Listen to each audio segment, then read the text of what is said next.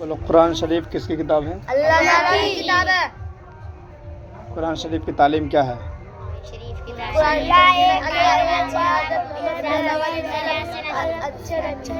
अच्छे नबी है और आखिरी नबी है। कौन अच्छे नबी हैं? हज़रत मोहम्मद सल्लल्लाहु अलैहि वसल्लम। कुरान शरीफ किस पर नाजिल हुआ?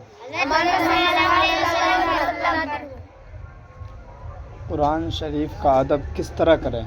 उसको मेरे हाथों से न छीनवाओ, उसको पाक जगह पर और ऊंची जगह पर रखें। सारे नबियों ने क्या बताया? सारे नबी अल्लाह एक है।